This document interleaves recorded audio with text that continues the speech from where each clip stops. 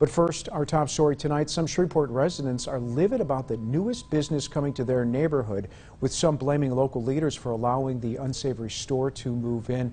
As I mentioned, it is our top story, and we head now to Financial Plaza in Shreveport, just off of I-20. It is the location of this new business, and that's where we find NBC6's Keith Jogonatis, who is sharing more. Keith, good evening. Dan, good evening. Today, many in the community of Shreveport not too happy, voicing their strong opinions over the sudden change of what was once an IHOP that now has turned into a sex shop.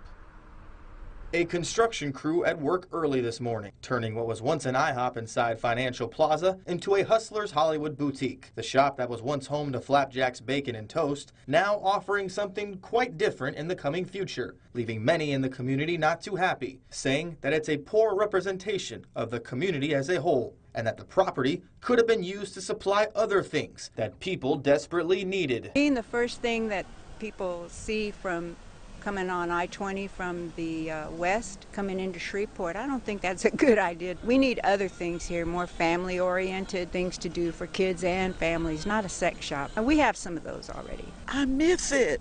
I miss it. It's one of those little places. Sometime on Saturday morning, my husband and I would go get breakfast. We need uplifting businesses that are going to uplift the community. One of the other main issues community members have is the location of the boutique. It sits in close proximity to multiple hotels in the area, as well as less than a mile from Huntington High School. Shreveport City Council candidate Derek L. Henderson says the community was not warned ahead of time prior to construction by the MPC, leaving individuals shocked. At some point, there should have been, especially in 2022, communication to the businesses that are around it that it's going to be in. To the best of my knowledge, and the part where the community should have been notified did not happen.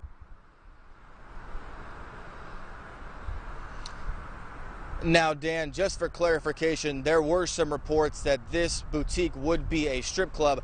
That is false. The shop will sell lingerie, it'll sell toys, extras of that nature. We also reached out via telephone today to the MPC to ask them about what the process is to notify residents about businesses of all walks of life potentially moving in.